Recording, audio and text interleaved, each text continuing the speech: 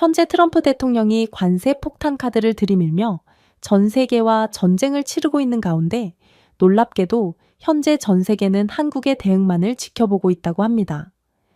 대부분의 국가들이 트럼프의 수천억 달러 투자금 협박에 굴복했지만 오직 한국만큼은 아직까지도 트럼프의 3,500억 달러 요구를 거절하고 있기 때문인데요.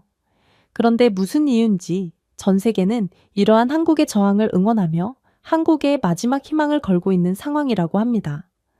그리고 한 유럽 전문가는 이대로라면 결국 시간은 한국 편이므로 한국이 모든 것을 가져가게 될 것이라며 한국은 버티기만 한다면 엄청난 이익을 얻을 것이라는 견해까지 내놓았는데요.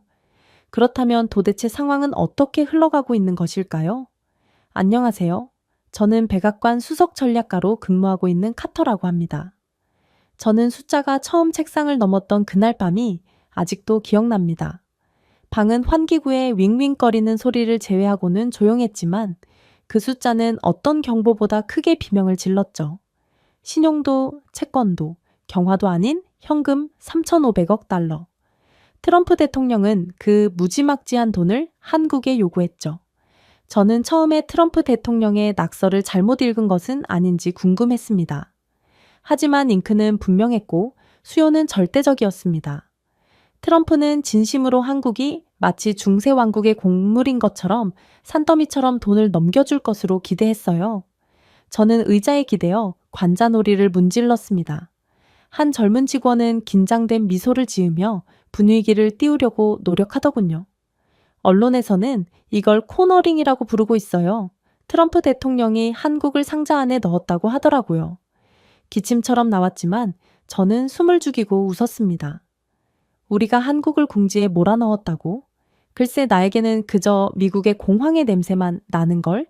한국을 그렇게 대접했다간 손해를 보는 건 바로 우리가 될 거야. 그날 밤 저는 여러 채널에서 뉴스를 시청했습니다. 미국 전문가들은 한국의 빠른 항복을 예측하며 트럼프 대통령의 대담함을 칭찬하더군요. 하지만 국제 방송으로 전환하면서부터 매우 다른 곡조가 들리기 시작했습니다. BBC에는 영국 전역에서 온 전문가들이 출연했어요. 맨체스터의 한 교수는 한국이 무너지면 우리 중 누구도 기회를 잡지 못합니다. 그들은 반드시 버텨야 합니다. 라고 말했습니다. 리즈의 한 경제학자는 한국의 용기는 우리에게 희망을 줍니다. 우리는 지도자들이 위협에 굴복하는 것에 지쳤습니다. 라고 덧붙였어요. 그랬습니다. 트럼프 대통령은 한국뿐만 아니라 유럽연합과 일본에도 막대한 투자금을 강요하며 결국 받아냈어요. 그러나 한국만이 끝까지 미국에 저항하는 상황에 전 세계는 한국의 편에 서서 한국을 응원하고 있던 것입니다. 다음 날에는 대사관에 케이블이 쏟아져 들어오더군요. 상파울루에서는 노조 지도자들이 메인 광장에 모여 한국 정부가 불합리한 양보를 거부하는 장면을 가리켰습니다. 한 사람은 환호하는 군중에게 이게 바로 주권을 가진 한 나라의 선택입니다. 라고 선언하더군요. 심지어 리야드에서 한 사우디 임원은 외교관에게 미국은 수십 년 동안 우리에게 육아를 지시했습니다. 그리고 우리는 그 명령에 복종해야 했죠. 하지만 석유도 없고 천연자원도 없는 한국은 여전히 미국의 불가능한 관세 협박을 거부하고 있습니다. 그들은 미국과 동등하게 협상합니다. 우리는 그것이 부럽습니다. 그의 동료는 한국은 배럴이 아닌 뇌에 투자했으니까요. 라고 건성으로 대답했죠. 물론 워싱턴 내부에서는 이야기가 다르게 전개되었습니다. 고문들은 한국의 항복이 임박했다고 자랑하기 위해 스튜디오로 행진했습니다. 한 사람은 카메라를 향해 다른 국가들처럼 서울도 결국 접힐 거예요. 피할 수 없는 일이죠? 라고 웃으며 말했습니다.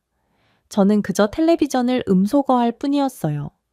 오히려 전세는 미국에 불리하게 돌아가고 있었음에도 이들은 그저 입에 발린 말만 하고 있었거든요. 그리고 그 결정타는 바로 브뤼셀에서 일어났습니다. 저는 브뤼셀에서 열린 리셉션에서 유럽 장관들이 솔직한 발언을 하는 것을 엿봤거든요. 한 사람은 우리는 끝없이 다투기만 하고 있고 그래서 트럼프에게 휘둘리고 말았어요. 하지만 한국은 이러한 위기의 순간마다 하나가 되며 결국 최선의 결과를 이끌어내는군요.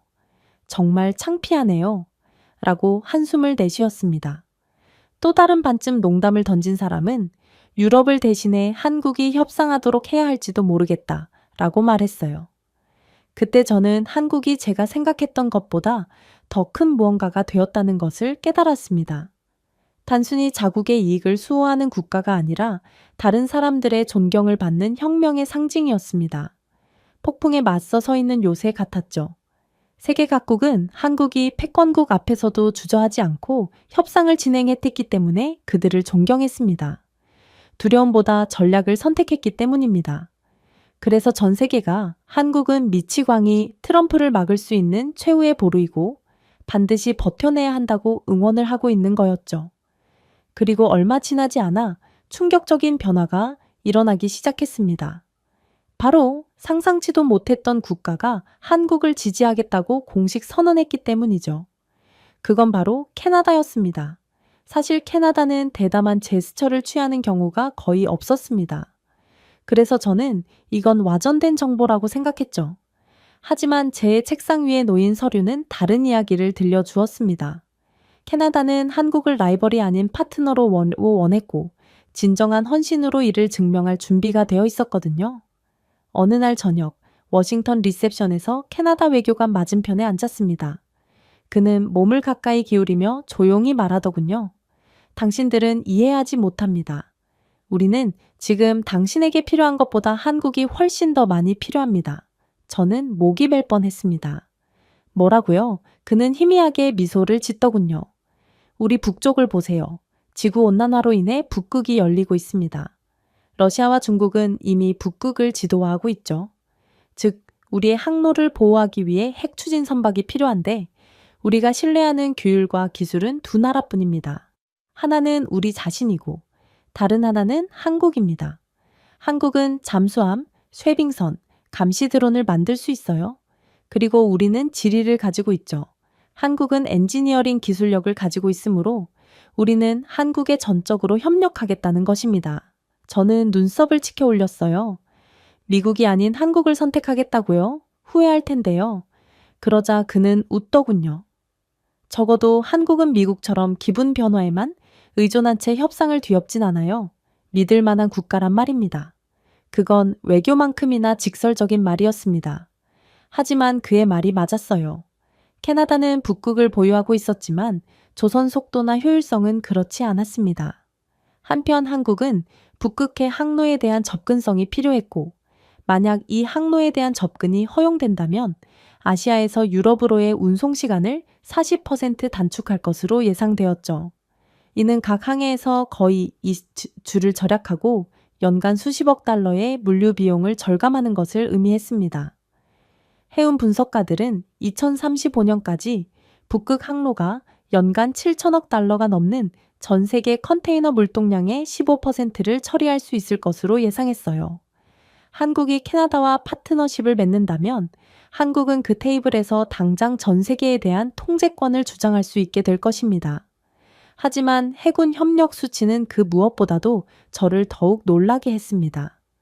캐나다와 한국이 공동으로 핵잠수함 5척과 첨단 쇄빙선 10척을 생산하는 프로그램은 한국의 빠른 조선소 전환 덕분에 오타와에 약 200억 달러의 조달 비용을 절감할 수 있을 것으로 예상되었거든요.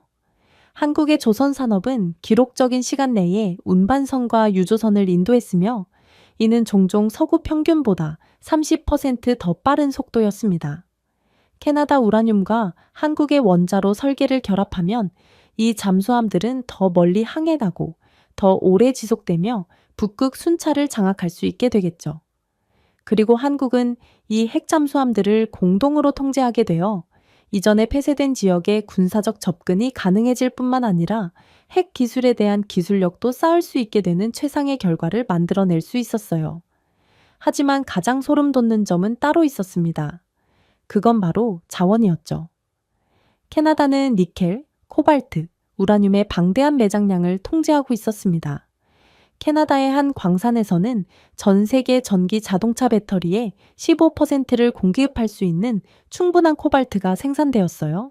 한국의 거대 배터리 기업인 LG, 삼성이 SK는 안전한 공급망을 절실히 필요로 했기에 캐나다는 분명 한국에 있어서 매우 중요한 국가였습니다. 그런데 캐나다가 나서 한국과 긴밀히 협력하겠다고 발표했으니 한국 입장에서는 큰 이익으로 작용하는 상황이었죠. 캐나다의 한 장관은 비공개 브리핑에서 이를 전면적으로 인정했어요. 한국이 구매 계약을 보장한다면 20년 후에는 자원에 대한 가격을 고정할 것입니다. 미국인들이 선거 때마다 재협상하는 것을 지켜보느니 차라리 한국에 판매하고 싶습니다. 미국은 동맹국인 우리에게도 관세와 보조금 협박을 하고 있으니 이젠 세계 평화와 존엄성을 추구하는 한국에 희망을 걸겠습니다. 숫자는 거짓말이 아니었어요. 분석가들은 캐나다 니켈과 코발트의 꾸준한 출하량이 10년 동안 약 120만 대의 한국산 전기차 생산을 확보할 수 있다고 계산했습니다. 현재 시장 가치로 환산하면 4천억 달러 이상의 자동차 수출이 가능했죠. 우라늄의 경우 더욱 놀라웠어요. 캐나다의 매장량은 향후 한 세기 동안 모든 한국 원자로에 전력을 공급할 수 있어 한국은 에너지 자립도를 2배로 높이고 원자력 기술을 해외에 판매할 수 있게 되거든요. 보수적인 추정치에 따라도 한국의 아시아, 아프리카, 중동 전역에 대한 수출 계약액은 3천억 달러에 달할 것으로 추정되었어요. 아이러니한 점이요. 이렇듯 한국이 막대한 이익을 보는 상황은 전부 트럼프가 전 세계를 적으로 돌리면서 일어난 상황이라는 것입니다. 어느 날 저녁, 저는 캐나다 해군 제독으로부터 전화를 받았습니다. 그의 어조는 놀라울 정도로 솔직했죠. 카터, 보세요. 우리는 1960년대 때부터 쇠빙선을 건조해 왔지만 자동화와 선체 설계 분야에서는 한국이 20년 앞서 있습니다. 이들과 통합하면 북극 순찰 비용이 절반으로 줄어듭니다. 물론 한국 입장에서는 북쪽 항로에 대한 해군 접근이 보장되니 그들에게 더욱 이익으로 작용하겠죠. 이는 수조 달러 규모의 해운 회랑이며 캐나다는 미국은 문지기가 되지 않을 것이라는 선전포고와 다름없습니다. 통화가 끝난 후 저는 침묵 속에 앉아 그의 말을 깨달았습니다. 캐나다는 단순히 한국을 돕고 있는 것이 아니었어요. 그들은 미국이 손댈 수 없는 지역으로 서울을 뒷문으로 내주고 있었습니다. 그리고 캐나다는 기꺼이, 거의 열정적으로 그 일을 하고 있었습니다. 자신들을 구렁텅이로 몰아넣은 트럼프에게 복수를 하기 위해서 말이죠. 그러나 캐나다와 더불어 미국의 가장 먼저 매를 맞은 국가 또한 트럼프를 단단히 벼르고 있었습니다. 그건 바로 멕시코였죠. 멕시코는 반도체 분야에서 기회를 보았습니다. 트럼프는 괜히 한국을 압박하다가 한국 기업들이 연이어 탈출하는 괴멸적인 결과를 초래했습니다. 그리고 멕시코는 애리조나와 오하이오에서 지연된 폐부로 미국이 무너지는 것을 똑똑히 보았죠. 멕시코는 이때다 싶어 토지, 노동력, 세금 감면 등 수십억 달러 규모의 인프라 지원 등 한국 기업 공장을 유치하기 위한 인센티브를 확대했습니다. 멕시코 고위 관계자는 몬테레이에서 점심을 먹으며 한국 기업이 멕시코에 조립 라인을 도입하면 10만 개의 일자리를 창출할 수 있다 라고 설명했습니다. 여기 멕시코에서 수출하면 국경에서 관세가 사라져요. 이 말은 워싱턴을 제외하고는 모두가 승리한다는 말입니다. 저는 그의 뻔뻔함에 웃었지만 그의 말이 틀리지는 않았습니다. 한국 기업들은 멕시코 기반 칩 패키징을 통해 물류 비용을 15% 가까이 절감하고 수십억 달러의 관세를 우회할 수 있을 것으로 추정되었어요. 만약 정말로 한국 기업들이 미국에서 멕시코로 옮겨간다면 2030년까지 멕시코 한국 합작팹에서 연간 800억 달러의 수출이 달성될 것으로 예상되었죠. 그 수치는 재판 보고서에서 빠르게 쌓였습니다.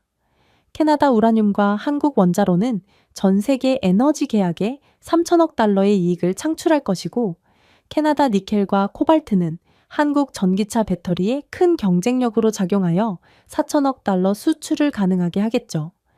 북극 항로 접근은 7천억 달러 운송 절감을 이뤄낼 것이고 멕시코 칩 패키징은 2030년까지 매년 800억 달러의 이익을 얻게 만들 것입니다.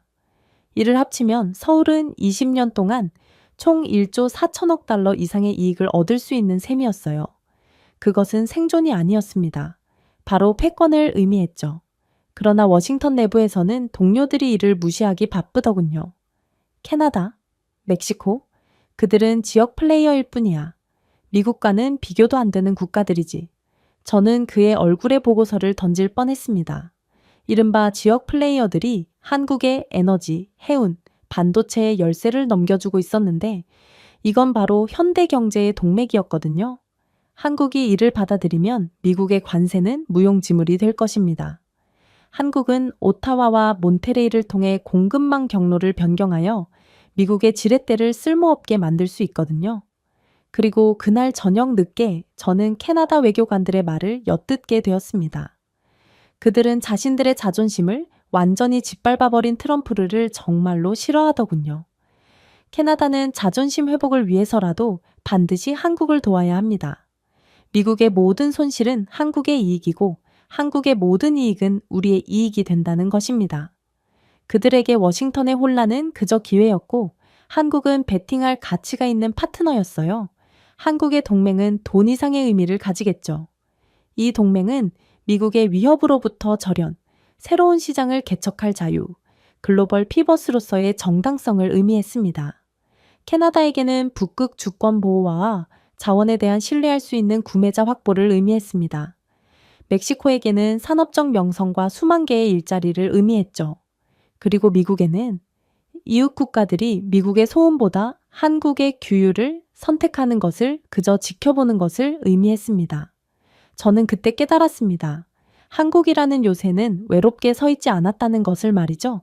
그들은 성벽을 더 높이 쌓는 동맹국을 모집했습니다.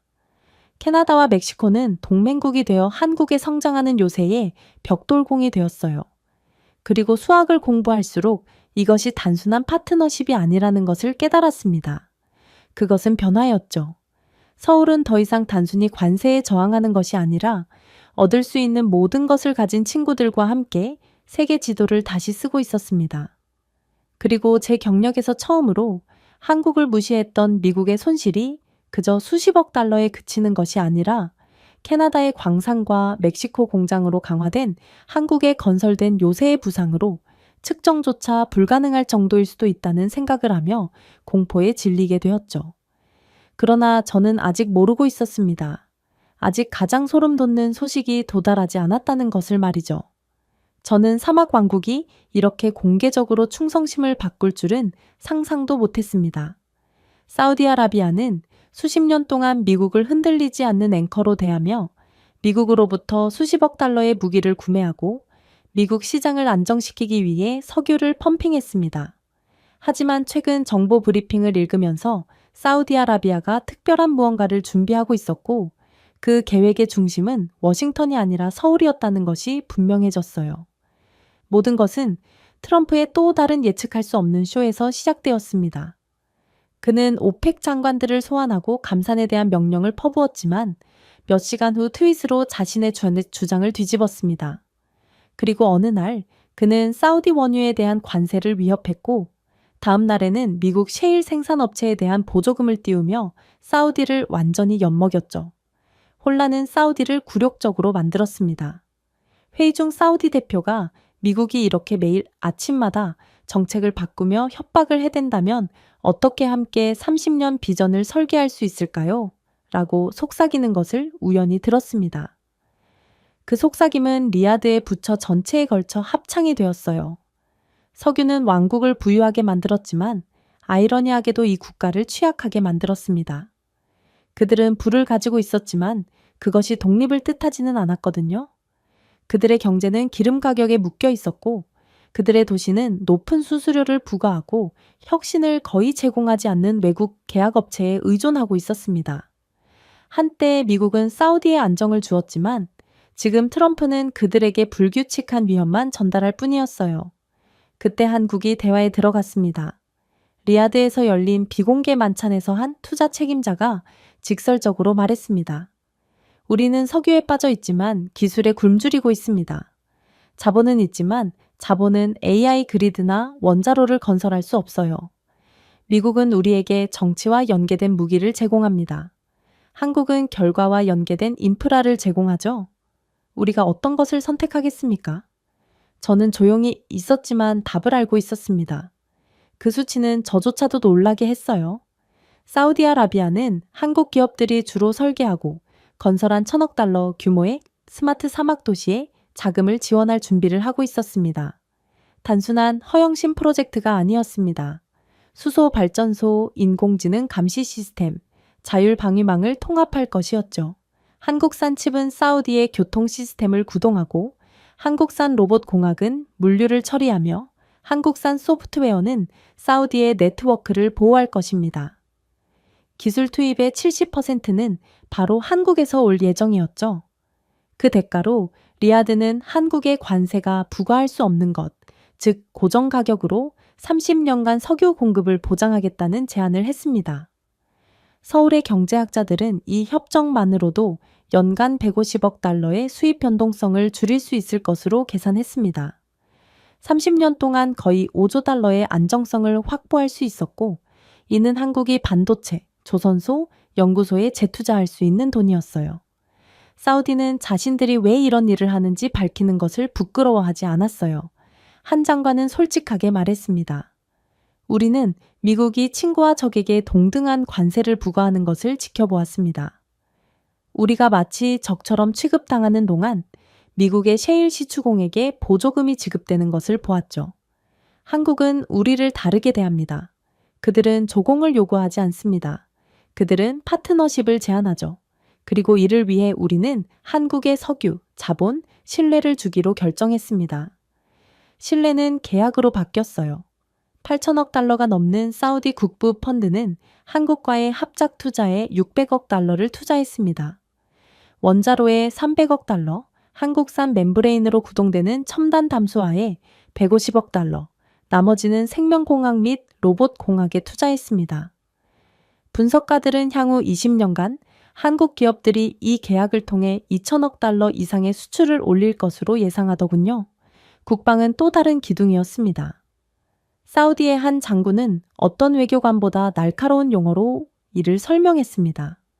우리는 미국 시스템을 구입하지만 정권이 바뀔 때마다 미국 의무보유회가 업그레이드를 차단합니다. 예비 부품이 필요할 때면 수년을 기다려야 하죠. 한국과 함께라면 레이더, 소프트웨어, 미사일, 드론 등 완전한 통합이 예정대로 제공될 것입니다. 정권이 바뀐다고 해서 우리까지 불안정에 직면할 필요도 없고 당연히 지연도 없죠. 조달청은 향후 10년간 한국 국방 매출이 400억 달러에 달할 것으로 예상했습니다. 즉, 한국에서 만들어진 드론이 리야드에서 운영되는 파이프라인, 석유 터미널을 지키는 요격기, AI 지휘센터를 감시하게 되는 거였죠. 한국에 있어 사우디와의 시너지는 가히 혁명적이었습니다. 연간 150억 달러 규모의 안정적인 석유, 400억 달러의 국방 수출, 1,000억 달러의 인프라 계약, 600억 달러의 국부 투자. 이를 더하면 서울은 2045년까지 총 1조 2천억 달러 이상의 가치를 얻을 수 있었거든요. 에너지 안정성과 두차 수출의 요인, 장기적인 이익은 이 조 달러를 넘어설 수 있겠죠. 한편 기술 강국인 한국과의 협력 관계는 사우디아라비아 입장에서도 기술력 이상의 성과를 거둘 수 있는 좋은 기회였어요. 사우디아라비아는 석유 의존에서 출구 경사로를 확보했습니다. 한국의 원자로를 통해 원유를 태우지 않고도 도시에 전력을 공급할 수 있습니다. 한국의 담수화 시스템을 통해 3천만 명의 시민에게 물을 공급할 수 있죠. 한국의 로봇 공학을 통해 더는 외국 노동력에만 의존하지 않고 현지인을 고용하는 공장을 건설할 수 있게 될 것입니다. 한 사우디 관계자는 이를 제2의 독립이라고 부르기까지 하더군요. 아이러니하게도 트럼프의 관세는 예상치 못한 중매인 역할을 한 셈이었습니다. 그는 한국의 철강, 자동차, 전자제품을 위협함으로써 한국이 대체제를 찾도록 유도했습니다. 그리고 사우디아라비아는 석유와 자본의 지원을 받아 대체제를 제공했죠. 그리고 미국의 보조금 협박에 지친 리야드는 서울에서 정치 싸움 없이도 성과를 낼 수 있는 파트너를 찾았습니다. 마침내 워싱턴에서는 제가 이 문제를 제기했을 때 동료 관리들은 그저 저를 비웃더군요. 사우디는 절대 우리를 버리지 않을 것입니다. 라고 한 동료가 말했습니다. 그들은 우리의 보호가 필요합니다. 저는 혀를 깨물었어요. 트럼프 대통령에서 보호는 예측할 수 없게 되었습니다. 어느 주에는 군대를 약속했지만 다음 주가 되자 지급이 이루어지지 않으면 철수하겠다고 위협하고 있는 게 트럼프 대통령이에요. 그런 미국을 도대체 누가 믿을 수 있단 말인가요? 반면 한국의 제안은 화려하지는 않았지만 꾸준했습니다. 칩 선적이 약속한 대로 정시에 도착했습니다. 조선소가 예정대로 도착했죠. 원자로가 변명의 여지 없이 검사를 통과했습니다. 사우디에게는 1000개의 대통령 트윗보다 더 큰 가치가 있었죠. 그 상징성이 가장 강하게 느껴졌습니다. 오랫동안 미국의 그늘에 묶여있던 사막왕국은 대신 한국의 부상에 자금을 지원하기로 결정했어요. 석유부는 동쪽으로 흐르고 칩은 서쪽으로 흐르며 함께 세계 시장을 재창조했죠. 석유와 반도체, 자본과 인프라, 모래와 실리콘이라는 석유 디지털 동맹은 가히 충격적일 정도로 막강한 시너지 효과를 냈습니다. 어느 날 저녁 웨스트 윙을 떠나면서 저는 문득 계단에서 멈추고 말았어요. 트럼프의 관세는 한국을 궁지에 몰아넣지 않았고 그것은 오히려 미국을 궁지에 몰아넣었다는 사실을 깨달았기 때문이었습니다. 그리고 그 구석에서 사막왕국은 조용히 등을 돌려 서울의 에너지, 자본, 명성의 열쇠를 넘겼죠. 그렇다면 다른 국가들은 어떨까요? 이젠 한국의 막대한 이권을 넘겨주는 것이 전 세계적인 트렌드가 되었지만 꼭 이 흐름에 동참하지 않은 국가더라도 한국에 대한 존경심과 부러움쯤은 전부 가지고 있었습니다. 왜냐하면 한국처럼 하지 않은 국가들에겐 큰 손해만이 뒤따랐거든요. 일단 한국처럼 트럼프 대통령의 협박에 단호하게 대응할 수 없었던 대만은 완전히 괴멸 직전에 몰렸어요. 트럼프 대통령이 처음 TSMC에 미국에서 수출량의 절반을 생산해야 한다고 협박을 했을 때 대만은 그에 동의할 수밖에 없었습니다. 거절한다면 중국이 대만을 침공한다고 하더라도 그들은 아무런 도움도 받을 수 없을 것이 분명했거든요. 상황실에서 보좌관들은 트럼프의 발표에 박수를 보내더군요.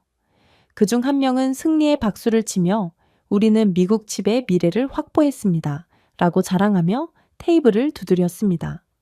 실제로 대만의 몰락은 시작되었어요. 한때 반도체의 중심에 있다고 자부했던 TSMC는 애리조나 시설로의 이전에 대해 불만을 제기하기 시작했습니다. 원래 120억 달러로 예상되었던 이 공장은 첫 번째 웨이퍼가 생산되기도 전에 비용이 400억 달러를 넘어섰어요. 이전한 엔지니어의 주거 비용은 3배로 증가했습니다. 모든 것이 비싼 미국으로 시설을 이전하는 것은 엄청난 손해로 작용하는 일이었던 것이죠. 결국 수년 동안 약 38%를 꾸준히 유지해온 TSMC의 영업마진은 미국 확장 이후 15% 아래로 떨어졌습니다. 한때 효율성 모델로 유명했던 분기 보고서에는 이제 적자가 나타나기까지 했죠. 분석가들은 마진이 더 떨어지면 회사가 부채를 갚을 수 없다고 경고했습니다. 중국의 침공으로부터 자신들을 지켜주는 대만의 거대한 방패는 더는 요새처럼 보이지 않았고 오히려 무너지는 벽처럼 보였습니다. 그들은 무지막지한 생산 비용을 감당하지 못해 인원 감축을 하기 시작했고 결국 생산량까지 밀리기 시작했어요. 애플과 엔비디아는 대체 공급업체로 주문을 전환했고 안정성이 절실했던 유럽 자동차 제조업체들조차도 TSMC에 대한 의존도를 거의 30% 줄였습니다. 시장 점유율은 마치 열린 손가락 사이로 모래가 흐르는 것처럼 조용히 사라졌죠. 하지만 가장 소름 돋는 점이요. 한반도 반대편에서 삼성은 다른 길을 걸었다는 점이었습니다. 한국은 미국으로부터 같은 요구를 들었지만 거절했습니다. 그리고 처음에 미국 관리들은 한국이 고립될 것이라고 경고하며 이 입장을 조롱했죠. 하지만 현실은 그렇지 않았습니다. 지주회사로서 삼성은 세계에서 가장 신뢰할 수 있는 공급업체로 자리매김했습니다. TSMC는 애리조나의 비용 문제로 어려움을 겪고 있는 반면 삼성은 평택과 화성에서 예정대로 칩을 납품했어요. 대만 엔지니어들이 이전에 항의하는 동안 한국 엔지니어들은 정부의 지원을 받아 생산 능력을 확장했습니다. 삼성의 반도체 매출은 연간 1200억 달러로 급증했으며 영업마진은 30%에 육박했습니다. 그 대조는 시간이 흐를수록 더욱 극명해졌습니다. TSMC는 30년 만에 처음으로 200억 달러의 단일해 순손실을 기록한 반면 삼성은 기록적인 수익을 기록했거든요. 한국의 파운드리는 98%의 생산 능력을 발휘하여 유럽, 인도, 심지어 주저하는 미국 기업들도 안정성에 대한 자부심을 삼켜야 했습니다. 저는 한 번은 유럽 무역위원회 위원과 이야기한 적이 있어요. 그녀는 좌절감을 숨기지 않더군요. TSMC의 지연에 대해 도박을 걸 수는 없습니다. 우리 자동차 제조업체들은 정치가 정착되기까지 2년을 기다릴 수 없어요. 대신 TSMC가 하던 업무를 삼성이 제공합니다. 그게 중요한 유일한 사실이에요. 그녀의 어조는 대만에 대해 단호했고 거의 원망스러웠지만 한국에 대해서는 감탄했습니다. 대만 내부의 분위기는 어두워졌습니다. 신문들은 정부의 제출을 공개적으로 비판했어요. 한 헤드라인은 비명을 질렀습니다. 우리는 복종을 선택했고 결국 파멸을 얻었습니다. 야당 지도자들은 사퇴를 요구했습니다. 나라 자체가 완전히 개판이 나버렸죠. 그러나 더욱 놀라운 것은 한국에 대한 전 세계의 찬사였습니다. 뉴델리의 한 저명한 경제학자는 한국은 저항하고 번영했습니다. 대만은 이를 준수하고 무너졌습니다. 이것이 주권의 미래입니다. 라고 썼습니다. 아프리카 무역부 장관들도 비슷한 정서를 반영하며 각국 의회에 대만처럼 항복하지 말고 한국처럼 협상하라 라고 촉구했죠.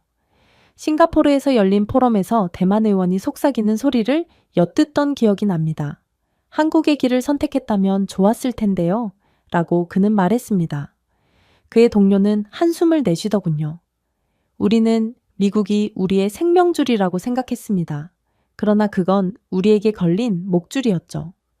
한국으로서는 그 혜택이 대차대조표를 넘어섰습니다. 반도체 수출은 연간 2천억 달러를 돌파하며 매년 거의 2%의 GDP 성장을 촉진할 것으로 전망되었습니다. 외환 보유고는 6천억 달러를 넘어 급증하여 향후 충격으로부터 보호받을 수 있었죠. 미국의 투자금 명목에 상납금을 지불하지 않는 이상 아마 한국은 전 세계에서 가장 많은 외화를 가진 국가가 될 것입니다. 모든 성과는 한때 대만을 통해 흘러갔을 수익으로 뒷받침되었어요. 월스트리트에서도 속삭임이 바뀌었습니다. 한때 대만의 규율을 칭찬하던 헤지펀드가 이제 한국 채권에 수십억 달러를 쏟아부었습니다. 한 애널리스트는 커피를 마시며 저에게 자유시장은 마가 관세를 믿지 않습니다. 그들은 한국의 회복 탄력성을 믿습니다. 라고 농담을 던졌죠. 이제 세상은 누가 현명하게 선택했는지 알기 위해 선전할 필요가 없었습니다. 그날 밤 사무실을 나서면서 저는 존엄성에 대해 다시 한번 생각했어요. 트럼프의 관세는 충성심을 강요하기 위한 것이었습니다. 하지만 두려움으로 매수한 충성심은 쉽게 무너질 뿐이었죠. 반면 한국은 존엄성과 번영을 지켜냈습니다. 대만은 존엄성과 함께 미래를 포기했어요. 하지만 더욱 놀라운 점은 이게 한국이 보여줄 모습의 끝이 아니라는 거였습니다.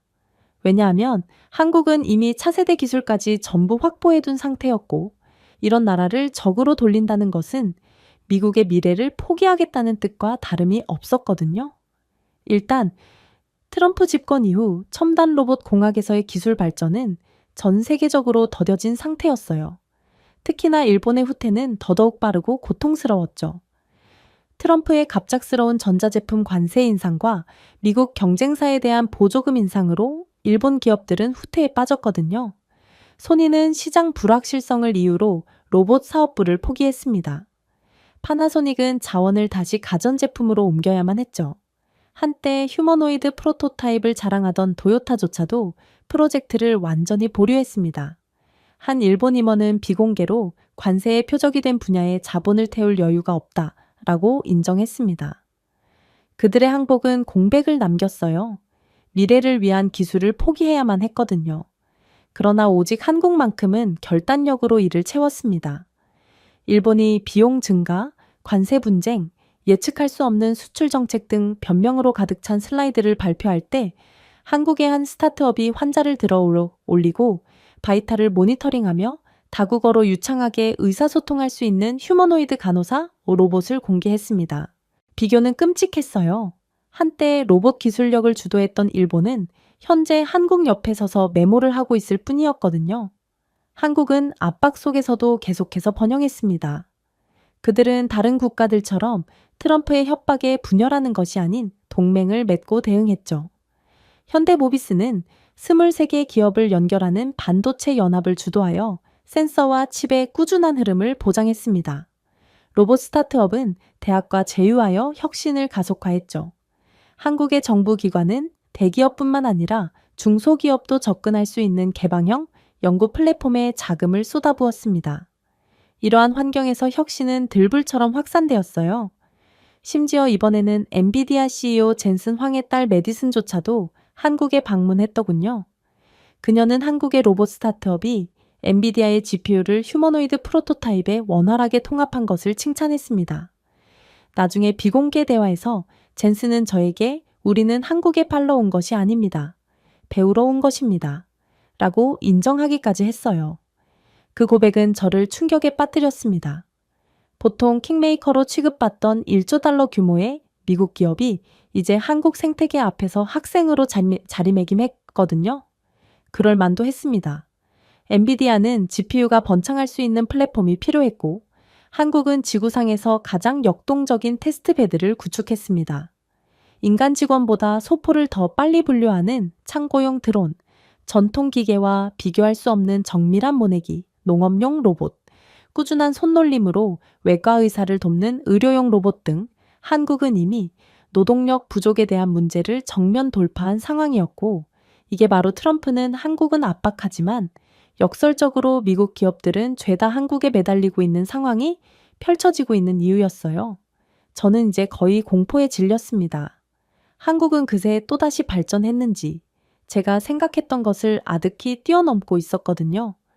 워싱턴의 한 동료가 한국 한 번의 금융 압박이 그들을 무너뜨릴 수 있다라고 말했던 것이 기억납니다. 그는 마치 운명이 결정된 것처럼 자신 있게 말했죠. 하지만 역사를 들여다보더라도 그의 말은 완전히 잘못되었다는 것을 잘 알 수 있습니다. 모든 경제학자를 괴롭혔던 첫 번째 기억은 1997년 아시아 금융위기였습니다. 한국은 통화 붕괴, 신용 소멸, 약탈적 헤지펀드로 인해 타격을 입었어요. 뉴욕의 애널리스트들은 한국 경제를 위해 부고를 썼습니다. 한 누리꾼은 생방송을 통해 회복하려면 한 세대가 필요할 것이라고 선언했죠. 하지만 3년 만에 한국은 예정보다 앞당겨 IMF 대출금을 전액 상환했습니다. 시민들은 가족 대대로 보관해 두었던 금과 보석을 기부하기 위해 줄을 섰고 가보를 금괴에 녹여 국가보유고를 가득 채웠습니다. 어떤 경제 모델도 이러한 통합을 예측하지 못했어요. 오죽했으면 지금까지도 외국인 투자자들은 고개를 저으며 우리는 이런 것을 본 적이 없다라고 말할까요? 그리고 2008년이 왔습니다. 미국 은행이 붕괴되면서 세계 금융 시스템이 흔들렸습니다. 분석가들은 한국이 불균형적으로 고통받을 것이라고 예측했어요. 수출국은 항상 먼저 하락합니다. 특히나 한국은 신흥국이니까 더 빨리 무너지겠죠? 라는 논리를 들이대면서 말이죠. 그러나 한국은 빠르게 다각화하여 무역을 신흥시장으로 전환하고 축적된 준비금을 사용하여 충격을 완화했습니다. 많은 유럽 경제가 반년 동안 경기 침체에 빠졌지만 한국은 18개월 만에 성장을 안정시켰어요. 그리고 이제 트럼프의 관세 전쟁으로 인해 많은 사람들이 한국이 흔들릴 것이라고 예상했습니다. 관세는 현대 경제를 구축한 철강, 자동차, 전자산업, 즉 현대 경제를 구축한 산업을 위협했어요. 미국 관리들은 이 압력을 견딜 수 없다라며 환호했습니다. 하지만 한국은 동맹, 다각화, 순수한 회복력으로 대응했습니다. 한국 기업들은 미국의 분노에 면역력을 가진 공급망을 구축하며 힘을 합쳤어요. 국제포럼에서 한 유럽 은행가는 이렇게 말하더군요. 한국은 무너질 것이라고 예상할 때마다 정반대로 행동합니다. 그리고 반드시 성공해내고 말죠. 그것은 합리적이지 않고 문화적입니다. 그의 동료는 그들은 위기를 붕괴로 보지 않습니다. 그들은 그것을 극복해야 하는 또 하나의 의무로 봅니다. 라고 덧붙였습니다. 그 차이는 일본과 비교했을 때 더 큰 충격을 주었어요. 위기 상황에서 도쿄의 본능은 후퇴하고 외부의 요구에 응하며 겨우 살아남는 것이었습니다. 반면 서울의 본능은 저항하고 견디고 적응하는 것이었죠. 한 일본 기자는 그들이 인내하는 동안 우리는 항복했습니다. 그래서 그들이 번영하는 거죠. 보세요. 우리는 미국에 5,500억 달러를 투자했음에도 트럼프에게 버림받았어요. 하지만 한국은 한 푼도 내어주지 않고서도 전 세계의 존경을 받고 있습니다. 라는 기사를 쓰기도 했어요. 이 말은 널리 퍼져 도쿄를 당황하게 만들었지만 서울의 명성은 더욱 높아졌습니다. 수치를 자세히 살펴봤습니다. 관세 기간 동안 한국의 GDP 성장률은 둔화되었지만 꾸준히 회복을 하더니 이내 이전의 성장세를 되찾았어요. 그리고 여러 국가들과의 협력 관계를 공고히 하더니 결국 외환 보유액이 6,500억 달러를 돌파하면서 한국은 대부분의 유럽 국가를 합친 것보다 더 큰 완충 장치를 갖게 되었습니다. 반면 영국, 이탈리아, 심지어 일본까지 한때 한국을 조롱했던 경제는 경기 침체에 위험할 정도로 하락했죠. 감탄은 숨길 수 없게 되었습니다. 인도 언론은 한국의 규율을 칭찬했어요. 큰 존엄성을 가진 작은 국가. 아프리카 장관들은 각국 정부에 다른 사람들처럼 양보하지 말고 한국처럼 협상하라 라고 촉구했습니다. 미국에서도 월스트리트 애널리스트들은 마지못해 한국은 아시아에 남아있는 유일한 방화벽이라고 인정했습니다. 그리고 저는 심오한 것을 깨달았어요. 다른 나라들은 위기를 중단으로 간주합니다. 그러나 한국은 위기를 그저 리허설쯤으로 간주하죠. 한국에 닥친 각 시험은 다음을 준비하는 원동력으로 쓰입니다. 덕분에 한국은 매번 이전보다 더 높이 올라가며 늘 위기를 극복하는 것이죠. 그렇기에 트럼프는 이쯤에서 정신을 차렸어야만 했습니다. 그는 한국은 힘과 협박으로 어찌할 수 있는 나라라는 것을 깨달아야만 했어요. 하지만 트럼프는 자존심을 굽히려고 하지 않았고 한국은 이제 자신들은 방어만 할 줄 아는 국가가 아니고 공격도 잘하는 국가라는 것을 직접 보여주기 시작했습니다. 저는 한국의 미국에 대한 진정한 방역이 미사일이나 관세가 아니라 칩과 배터리를 포함할 것이라고는 상상도 못했습니다. 하지만 시간이 지나면서 그건 그 어떤 항공모함보다 강력한 지정학적 무기였다는 것이 분명해졌어요. 거의 보이지 않게 조용히 공급 계약을 통해 전환점을 맞이했습니다. 독일은 미국 중개업체를 완전히 우회하여 삼성전자와 SK하이닉스의 첨단 메모리 칩 주문을 2배로 늘리겠다고 발표했습니다. 프랑스는 전기차 부문에서 고밀도 배터리의 80%를 LG 에너지 솔루션과 삼성 SDI로부터 공급하겠다고 선언했어요. 트럼프 당선 이후 미국과 사이가 급격히 안 좋아진 인도 또한 한국과 반도체, 배터리, AI 시스템 분야를 아우르는 10년간의 기술 공유 협약을 체결했습니다. 트럼프의 반응은 예측할 수 있었어요. 그는 분노한 채 유럽 지도자들에게 전화를 걸어 자동차와 철강 분야에 대해 한국과 협력할 경우 추가 관세를 부과하겠다고 위협했습니다. 그는 인도를 배신자라고 질책하고 독일의 나토의 약속을 재검토할 수 있다라고 경고했습니다. 하지만 각국의 지도자들은 저에게 조용히 속삭일 뿐이더군요. 한국산 칩이 없으면 산업은 붕괴됩니다. 그들의 배터리가 없으면 우리의 자동차는 멈춥니다. 우리는 선택의 여지가 없습니다. 수치를 끌어올렸습니다. 한국은 전 세계 메모리 반도체 시장의 65% 이상과 첨단 배터리, 생산량의 거의 40%를 장악했습니다. 삼성전자만 해도 다음 세 경쟁사를 합친 것보다 더 많은 낸드 플래시를 출하했어요. SK하이닉스는 스마트폰부터 전투기까지 모든 데 사용되는 디램 칩을 납품했습니다. LG 에너지 솔루션은 유럽에서 판매되는 전기차 세대 중 한 대꼴로 전력을 공급했죠. 삼성 SDI의 솔리드 스테이트 배터리 시제품은 테슬라가 연방 보조금으로도 더해서 따라올 수 없는 범위를 약속했습니다. 아무도 한국의 생태계를 대체할 수 없었어요. 그럼에도 미국은 노력했습니다.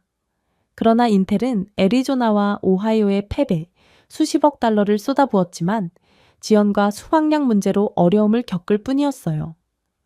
리본 커팅으로 유명한 TSMC의 미국 시설도 한국 평택 메가 클러스터의 3배에 달하는 비용 때문에 엄청난 어려움을 겪었습니다. 사실은 직설적이었습니다. 한국에서 만든 칩은 더 저렴하고 빠르며 신뢰할 수 있었습니다. 경쟁자가 전혀 존재하지 않았죠. 배터리도 같은 이야기를 했습니다. 한국의 지배력을 무너뜨리기 위해 필사적이었던 미국 자동차 제조업체들은 현지 스타트업에 보조금을 지원했습니다. 하지만 포드와 GM은 한국 부품에 대한 공급 계약이 없으면 전기차 목표가 60%에 미치지 못할 것이라고 조용히 인정했습니다. 즉, 한국 전략의 천재성은 단순한 지배력이 아니라 동맹이었어요. 미국은 개별 국가에 압력을 가할 수는 있지만 한 번에 모든 국가에 압력을 가할 수는 없었습니다. 그래서 서울은 대륙 간 계약을 체결했던 거였죠. 현대와 기아는 인도 기업과 제휴하여 한국산 배터리를 사용하여 전기차 공장을 건설했습니다. 삼성전자는 독일 AI 연구소에 투자하여 베를린의 충성도를 보장했죠. SK 하이닉스는 중동의 거대 통신사들과 공급 보증을 체결하여 걸프만 인프라, 깊숙이 한국산 칩을 내장했습니다. 각 거래는 독립적이었고 결국 워싱턴은 한국을 도저히 멈추게 할 수가 없던 거였습니다. 긴장감 넘치는 회의에서 한 프랑스 장관이 저에게 말하더군요. 카테요, 당신은 이해하지 못하겠죠. 이건 칩과 배터리뿐만이 아닙니다. 우리 경제의 동맥입니다. 미국은 관세로 우리를 위협할 수 있지만 관세가 병원에 전력을 공급하거나 공장을 계속 가동하지는 않습니다. 반면에 한국은 그렇습니다. 한국산 부품이 없으면 우리의 병원은 무너지고 공장은 멈추고 말거든요. 그러니 우리가 누굴 택할지는 뻔한 것 아니겠습니까? 그 수치를 부인할 수 없었습니다. 한국의 반도체 수출은 연간 1,500억 달러를 넘어섰고 배터리는 700억 달러를 추가했으며 AI가 강화된 칩셋은 전체 수출을 2,500억 달러에 육박했습니다.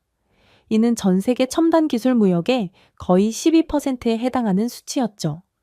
더 충격적인 것은 이러한 수출이 독일 GDP 성장의 6%, 프랑스의 4%, 인도의 3%를 직접적으로 지원했다는 점입니다. 본질적으로 한국은 압도적이고 대체할 수 없는 기술력 하나로 다른 경제를 자국의 생존에 묶어둔 셈이었어요. 트럼프는 트위터에서 분노했습니다. 독일과 프랑스는 한국의 꼭두각시입니다. 우리는 생산을 다시 미국으로 가져올 것입니다. 하지만 미국 기업들조차 그를 무시했습니다. 한때 워싱턴에서 구애를 받았던 엔비디아 경영진은 삼성의 첨단 파운드리에 대한 접근성을 확보하기 위해 조용히 서울로 날아갔습니다. 대통령이고 뭐고 일단 기업의 생사가 걸린 일이었기 때문이었죠. 퀄컴은 조용히 SK하이닉스와 수십억 달러 규모의 계약을 갱신했어요.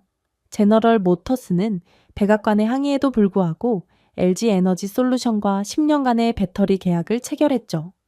그러나 가장 충격적인 점은 따로 있었어요. 미국이 입은 보이지 않는 상처는 인공지능에 있었거든요. 미국이 관세에 집착하는 동안 한국 기업들은 머신러닝에 최적화된 칩셋에 막대한 투자를 했습니다.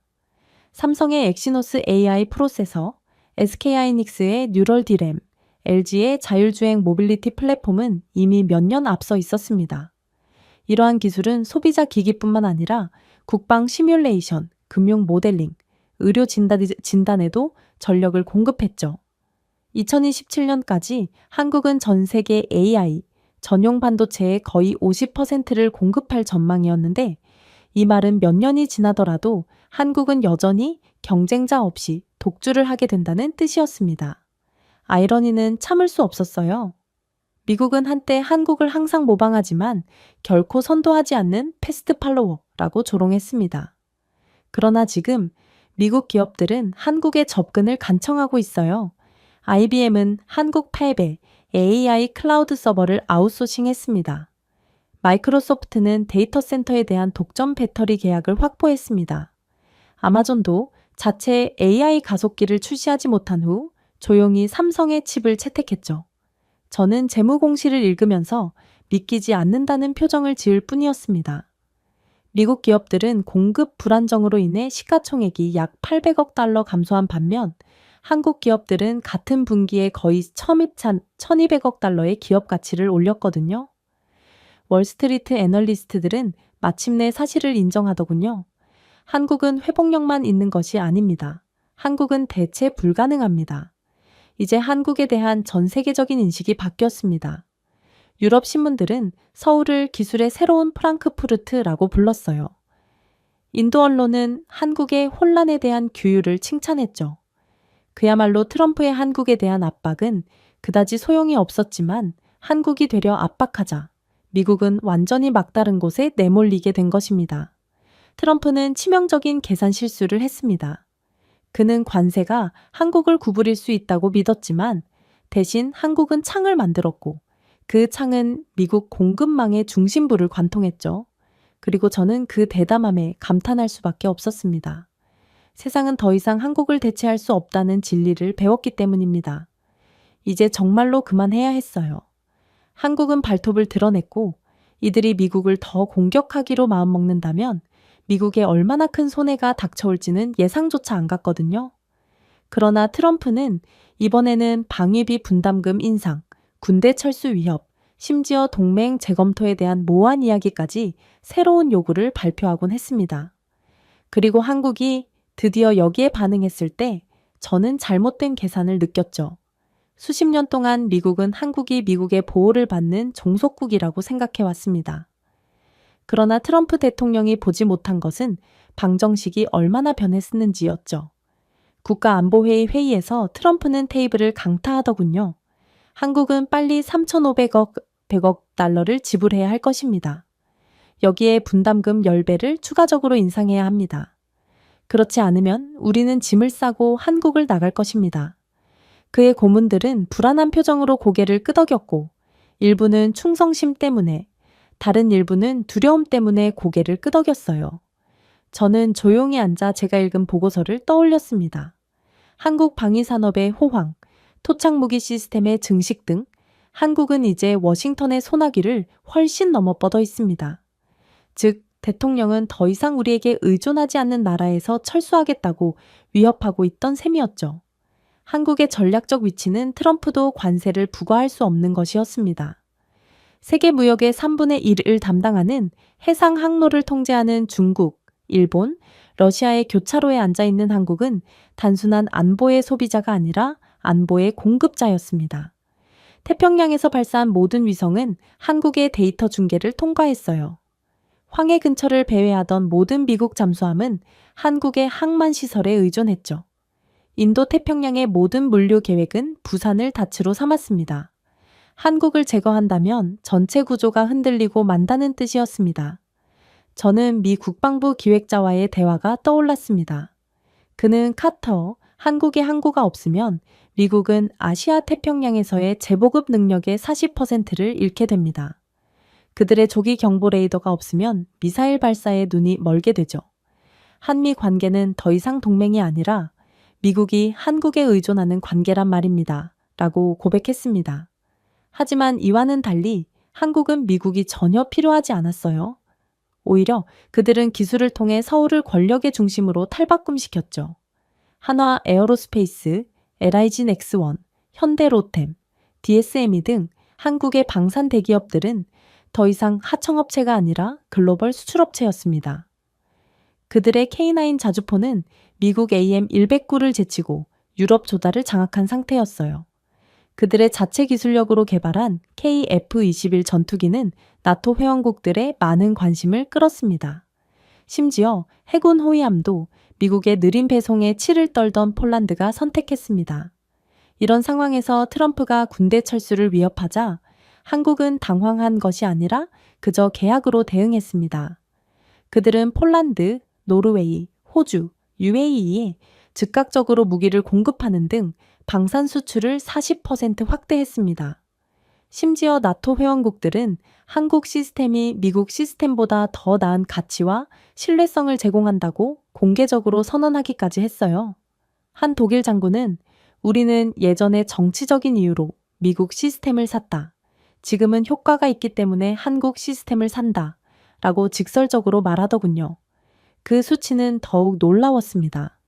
2026년 한국의 방위산업 수출액은 200억 달러를 돌파하여 세계에서 네 번째로 큰 무기 수출국이 될 전망이었습니다. 미국은 여전히 500억 달러 이상으로 선두를 달리고 있었지만 문제는 그 격차는 빠르게 줄어들고 있다는 것이었죠. 더 나아가 한국의 시스템은 종종 미국의 입찰을 대체했습니다. 폴란드 정부는 현대의 K2 블랙팬서를 위해 미국 에이브럼스 탱크를 거부했습니다. 노르웨이는 미국 자주포보다 한국산 K9 자주포를 선택했습니다. 오랫동안 워싱턴의 뒷마당으로 여겨졌던 중동에서도 한국산 방공 시스템에 대한 계약이 떼거지로 체결되고 있는 게 최근의 흐름이었어요. 워싱턴에게 굴욕은 날카로웠습니다. 트럼프는 한국을 의존적이라고 묘사하려 했지만 현실은 그 반대였습니다. 나토는 한국에 의존하고 있었고 미국은 계속해서 한국에 의해 계약을 잃고 있었거든요. 한국과의 모든 거래는 로키드 마틴, 레이시온, 제너럴, 다이내믹스의 매출 손실을 의미했습니다.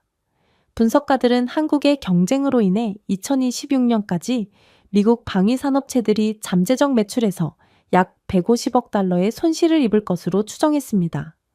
그러니 트럼프의 압박은 한국에 어떠한 위협도 되지 않았던 거였죠.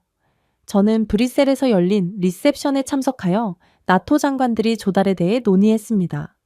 한 사람이 저를 향해 말하더군요. 우리는 더 이상 미국의 지원을 감당할 수 없습니다. 한국은 2년 안에 인도합니다. 그러나 미국은 10년이나 걸려요. 그의 동료는 웃으며 그리고 한국의 장비는 실제로 광고된 대로 작동합니다. 아니, 어쩔 때는 광고보다도 더욱 강력한 성능을 자랑하곤 하죠. 라고 덧붙였습니다. 웃음이 이어졌지만 진실을 담고 있었어요. 그러나 수출을 넘어 한국은 다른 누구도 할 수 없는 역할을 하고 있었습니다. 카이스트와 공동 개발한 조기 경보 시스템은 미국 위성에 필적하는 정확도로 북한, 중국, 심지어 러시아의 미사일 발사를 추적했습니다. 세계 최고의 프로그래머들로 구성된 한국의 사이버 방어 부대는 서울뿐만 아니라 나토 본부를 겨냥한 해킹 작전을 가로챘죠. 유출된 나토 보고서는 한국 사이버 정보가 없었다면 러시아의 침입 시도의 70%가 성공했을 것이라고 인정했습니다. 이 사실은 유럽 지도자들에게 충격을 주었습니다. 한국은 단순한 파트너가 아니라 방패였거든요. 그리고 물류도 있었습니다. 부산은 아시아에서 미군 화물의 40% 이상을 처리했습니다. 한국 조선소는 미국 구축함에 서비스를 제공했어요. 심지어 미국 전투기도 한화 시스템과 같은 하청업체에서 생산한 한국산 부품에 의존했습니다. 어떤 미 공군 장교는 한국이 수도꼭지를 닫으면 태평양 함대의 절반이 몇 주 안에 착륙할 것이라고 사적으로 고백했습니다. 그러나 트럼프만 그것을 보지 못했습니다. 그는 위협이 양보를 가져올 것이라고 믿었어요. 하지만 그가 더 많이 요구할수록 한국은 오히려 그 불가결성을 드러냈습니다. 그들은 외치지 않았습니다. 자랑하지도 않았죠. 그들은 그저 자신의 역할을 대체할 수 없다는 것을 세상에 보여줄 뿐이었습니다. 이제 이야기가 완전히 뒤집혔습니다. 나토는 공개적으로 한국을 안보 제공국이라고 불렀어요. 동유럽 국가들은 서울을 아시아 민주주의의 무기고라고 불렀습니다. 한때 적대적이었던 미국 상원 의원들조차도 한국의 파트너십은 어떤 관세보다 더 많은 가치를 제공한다 라고 인정했죠. 저는 백악관 복도를 걸으며 그 변화가 얼마나 깊은지 깨달았습니다.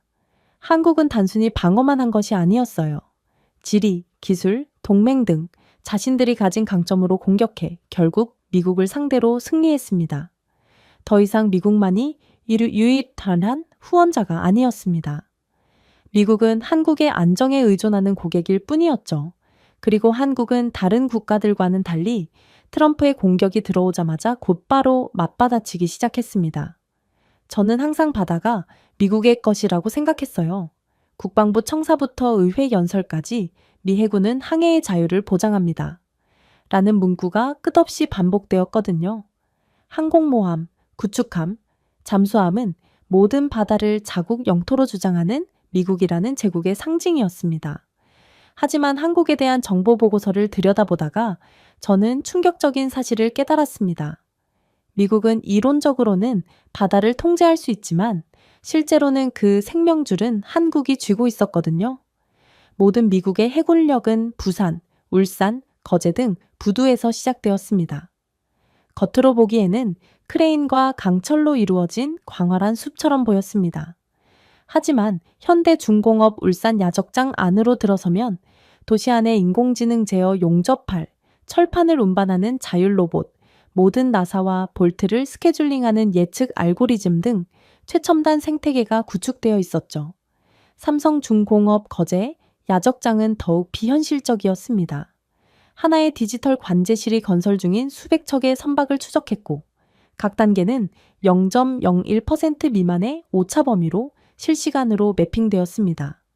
대우조선해양 옥포 야적장은 양자 최적화 물류를 활용해 수주 간의 공사 일정을 단축하는 등 이를 더욱 추진했어요.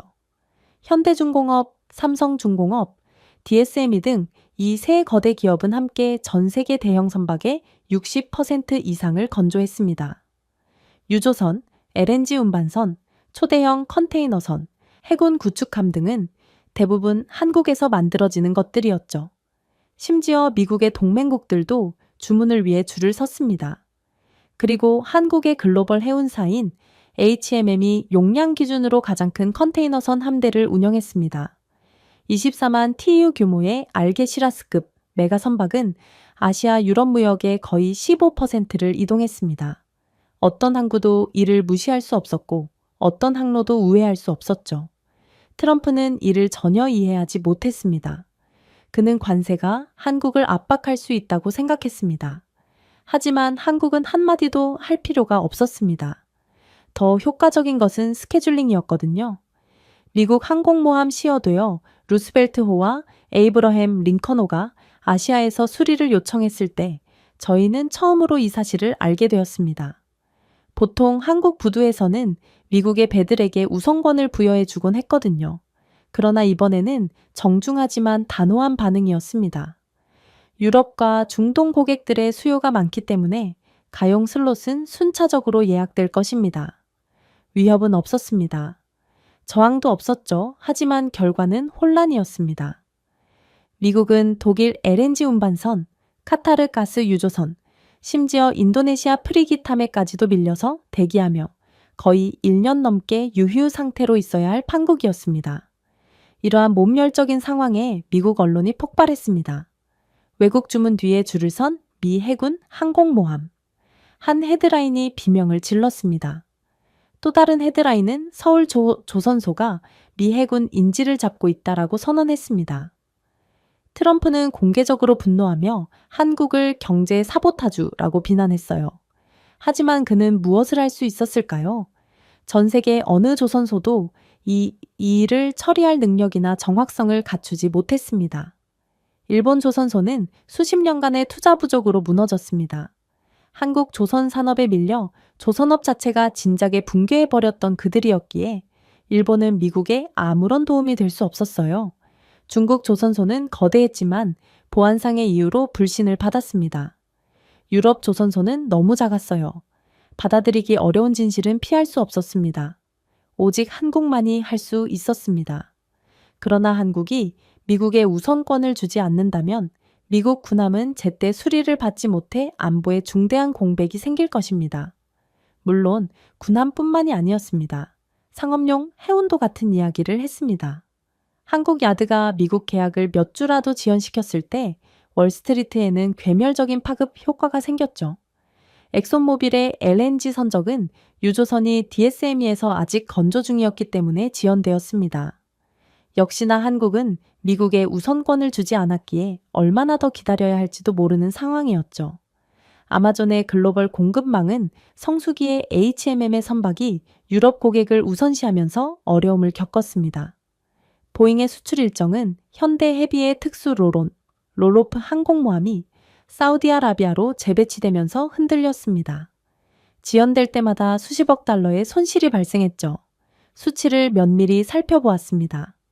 이대로라면 올해가 지나기도 전에 한국의 스케줄링 우선순위로 인해 미국 기업들은 250억 달러에 가까운 매출 손실을 입을 전망이었어요. 한편 현대중공업은 100억 달러, 삼성중공업은 80억 달러, DSME는 60억 달러의 영업이익을 기록할 전망이었죠. 한국은 이미 공급망을 다각화한 상태로 유럽과 중동에서 끊임없는 계약을 성사시켰거든요. HMM은 유럽 물류 회사들과 장기 계약을 체결하여 주가를 2배로 올렸습니다. 메시지는 분명했어요. 한국은 미국과 싸울 필요가 없었습니다. 그저 다른 사람들에게 먼저 서비스를 제공하기만 하면 됐거든요. 그러나 한국을 그 무엇보다 손댈 수 없게 만든 것은 스마트 야드에 대한 숙달이었습니다. 이곳은 평범한 부두가 아니라 알고리즘 생태계였습니다. 예측 AI는 강철 피로도를 모니터링하고 용접 온도를 최적화하며 부품 부족을 미리 예측했습니다. 자율 크레인은 센티미터 단위의 정밀도로 컨테이너를 이동시켜 사고를 거의 제로에 가깝게 줄였죠. 모든 선박의 디지털 트윈을 통해 카타르나, 노르웨이 같은 멀리 떨어져 있는 원격 고객이 실시간으로 진행 상황을 추적할 수 있었습니다. 다른 누구도 이를 재현할 수 없었어요. 중국은 시도했지만 오차 범위가 너무 높았습니다. 일본은 시도했지만 고령화된 인력으로 인해 오히려 속도가 더 느려졌죠. 미국은 시도조차 하지 않았는데 마지막 대규모 조선소 업그레이드는 1980년대에 이루어졌습니다. 한국에 전적으로 의존하고 있었기에 딱히 이를 발전시킬 필요성이 없었기 때문이었습니다. 저는 현대 헤비에서 프리기타 인도를 기다리던 독일 해군 장교와 이야기를 나눴어요. 그는 웃으며 카터, 한국에서 주문하면 매시간 업데이트를 받습니다. 미국에서 주문하면 매년 변명거리가 생깁니다. 라고 말하더군요. 그의 웃음에는 한국에 대한 경외감도 담겨 있었습니다. 한국은 알면 알수록 천재적인 나라였어요. 금수 조치를 선언하지도 않았고 미국에 대한 보복을 위협하지도 않았습니다. 단순히 전략적으로 다른 고객을 우선시했을 뿐이었죠. 중동의 거대 에너지 기업들, 유럽 해군, 동남아시아 군함 등을 말입니다. 미국은 그저 특권에서 벗어나 다른 사람들처럼 줄을 서서 기다리게 될 뿐이었습니다. 그러나 한국에 전적으로 의존하고 있던 미국의 기다림은 곧 엄청난 약점을 의미했습니다. 한국은 이를 귀신같이 알고 얄밉게 그리고 무엇보다도 강력한 보복을 가했던 거였죠. 그들의 간접적인 압박은 사소해 보여도 매우 파괴적이었습니다. 태평양에서의 미 해군 훈련은 2척의 항공모함이 유지 보수 지연 중이었기 때문에 일정을 변경해야 했습니다. 미국 석유 회사들은 배송 누락에 대한 막대한 페널티를 물어야 했죠. 월스트리트 애널리스트들은 한국 인프라에 대한 과도한 의존을 이유로 물류 주식의 신용 등급을 하향 조정했습니다. 심지어 실리콘밸리 기업들도 서버와 데이터 센터가 부산과 울산에 묶여 있는 해운 장비에 의존하고 있었기 때문에 우려를 속삭이기 시작했습니다. 미국 장군들은 사적으로 분노했습니다. 한 명은 주먹을 불끈 쥐고 우리는 미 해군입니다. 왜 인도네시아 뒤에서 기다리고 있나요? 라고 외치더군요. 또 다른 한 명은 우리가 동맹국인 그들에게 위협을 가했기 때문입니다. 라고 씁쓸하게 중얼거릴 뿐이었죠. 그러나 더욱 씁쓸했던 점이요. 미국은 지금 한국을 따라잡기엔 너무 늦었다는 사실이었습니다. 한국 야드는 선박 건조 톤당 비용이 다른 누구보다 30% 저렴할 정도로 효율성이 높아졌습니다.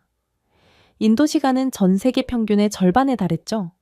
미국이 야드에 수십억 달러를 쏟아부어도 따라잡는 데 15년이 걸렸고 그때쯤이면 한국은 10년 더 앞서게 될 것입니다. 다른 나라들의 존경은 압도적이었죠. 유럽 신문들은 이제 전 세계 바다는 부산을 관통한다 라고 썼습니다. 중동 언론은 한국을 세계 무역의 진정한 문지기라고 극찬했어요. 한때 회의적이었던 인도조차도 한국의 해운 인프라가 없다면 인도 태평양은 공허한 표현이라고 인정했죠. 하지만 한국의 다음 대응에 비한다면 지금의 미국의 손해는 그저 약과일 뿐이었어요. 한국은 미국이 그동안 얼마나 한국에 의존해 왔는지를 뼈저리게 깨닫게 했거든요. 그동안 미국의 정보는 전 세계 최강이었습니다. 위성, 드론, 신호정보 등 이 도구들은 미국을 중국, 러시아 및 다른 모든 도전자들보다 앞서게 하는 도구였어요. 하지만 그 과정에서 조용한 혁명이 일어났습니다. 저는 이내 충격적인 진실을 발견했어요. 인도 태평양의 진짜 눈은 더 이상 미국의 것이 아니었기 때문입니다. 그들은 한국의 것이었죠. 케이블에서 시작되었습니다. 바다 밑에는 전 세계 인터넷 트래픽의 95%를 운반하는 광섬유 동맥이라는 현대사회의 진정한 신경계가 깔려 있었습니다. 수년 동안 미국은 이러한 경로가 자국 기업에 의해 확보되었다고 믿었습니다. 하지만 제가 본 보고서는 다른 그림을 그렸습니다. KT 서브마린, LS전선, 심지어 삼성전자 네트워크 사업부까지 한국 기업들은 해저 그리드의 방대한 부분을 조용히 구축하고 유지하고 있었습니다. 부산에서 싱가포르, 제주에서 로스앤젤레스, 페르시아만에서 마르세유까지 한국산 케이블은 상업뿐만 아니라 지능의 생명줄을 운반했어요. 트럼프는 그 미묘함을 결코 파악하지 못했습니다. 그는 자신의 군사 지휘부가 매일 한국 네트워크에 의존한다는 사실을 모른 채 철강과 자동차에 대한 관세를 위협했습니다. 예를 들어 하와이에 있는 미국 인도 태평양 사령부는 한국 기업이 공동 운영하는 환태평양 케이블에서 고대 역폭 데이터의 40%를 추출했습니다. 아이러니는 잔인했는데 그는 미국 우선주의를 외치면서도 장군들은 중국 잠수함을 추적하기 위해 한국이 제공하는 사료를 사용했다는 거였어요. 한국은 혼잡한 항로에서도 97%의 정확도로 잠수함 음향 신호를 식별할 수 있는 머신러닝 모델을 구축했고, 미국은 이러한 한국의 기술에 전적으로 의존하고 있었죠. 처음에는 아무도 눈치채지 못했습니다. 서방은 이를 그저 상업용 인프라라고 생각했습니다.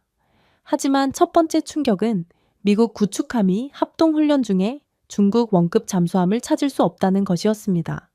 한국군의 사료는 몇 분 만에 그 위치를 정확히 파악했습니다. 그러나 한국은 조용히 미국으로 가는 정보를 지연시켜 버렸어요.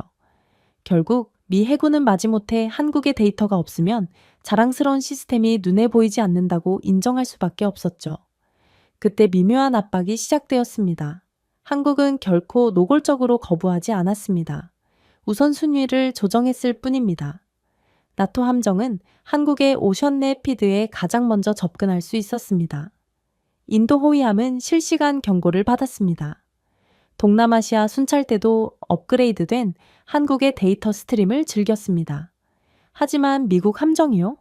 그들은 종종 지연 패킷과 업데이트가 5에서 10분 늦게 도착하는 것을 발견했습니다. 공식적으로는 기술적 혼잡이었습니다. 실제로는 한국의 전략이었습니다. 저는 그 여파를 직접 보았습니다. 어느 날 아침 국방부 장교가 보고서를 흔들며 제 사무실에 침입했어요. 카터, 우리 항공모함 그룹은 48시간 동안 유령을 쫓았습니다. 그동안 한국군은 유럽군들에게만 정확한 위치를 알려주었어요. 그의 얼굴은 분노로 붉어졌지만 분노의 물결 아래에는 두려움이 깔려 있었습니다. 한국 없이는 미국의 경계는 사라졌거든요. 수치는 소름 끼쳤습니다.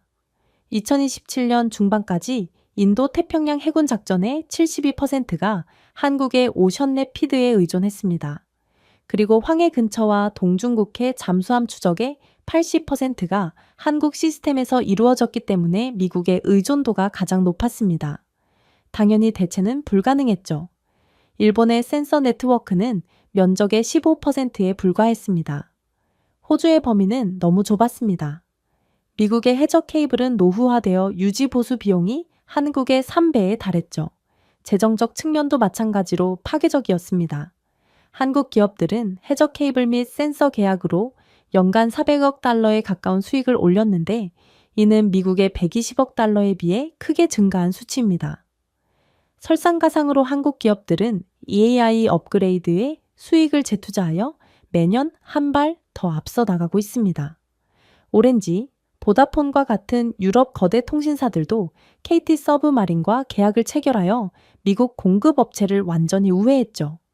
월스트리트 애널리스트들은 이대로라면 2030년까지 한국은 태평양 센서 경제의 60% 이상을 장악할 것이라고 경고했습니다. 트럼프는 공개적으로 미국 안보의 도둑질이라며 분노했습니다. 그러나 그의 장군들은 한국 데이터가 없으면 우리는 볼 수 없다 라는 어두운 진실을 속삭였습니다. 이 문장은 브리핑, 보고서, 비공식 논평에서 반복되었어요. 한국이 제공하는 눈이 없었다면 미국은 눈이 멀어버리고 말았습니다. 한국은 그저 정밀하게 이 힘을 휘둘렀습니다. 그들은 자랑한 적이 없습니다. 그들은 결코 위협하지도 않았어요. 그들은 그저 미국을 기다리게 했을 뿐입니다. 여기에는 지연된 패킷, 저기에는 누락된 데이터셋, 중요한 시간 동안에는 혼잡된 케이블 핑계가 있었습니다. 그리고 각 지연마다 미국은 수십억 달러의 작전 효율성이 떨어졌습니다. 지연된 패킷으로 인해 전체 훈련 일정이 변경되어 5억 달러의 비용이 들었습니다. 그야말로 목줄을 쥐고 있던 건 미국이 아닌 한국이었던 거였습니다. 한편 한국은 유럽 국가들을 우선순위로 두며 수익을 챙길 뿐이었죠. LS전선은 150억 달러의 기록적인 매출을 기록했습니다. KT 잠수함은 인력을 2배로 늘렸어요. 하나 시스템은 나토와 80억 달러 규모의 계약을 체결했습니다. 즉, 한국의 미국과의 보이지 않는 싸움에서도 늘 이익만을 보는 국가였던 것이죠. 이제 누가 승자인지는 거의 정해진 셈이었어요. 그리고 이 싸움을 계속한다면 누가 가장 큰 피해를 볼지도 정해져 있었죠. 저는 이렇듯 미국을 압도하는 기술력을 갖고도 늘 조용하고 묵묵히 자리를 지켰던 한국을 보며 그저 두려움을 느낄 뿐이었습니다. 제가 준비해온 내용은 여기까지입니다. 끝까지 시청해 주셔서 진심으로 감사드리며 여러분들의 구독과 좋아요, 알림 설정은 영상 제작에 큰 힘이 됩니다. 이상 세모튜브였습니다.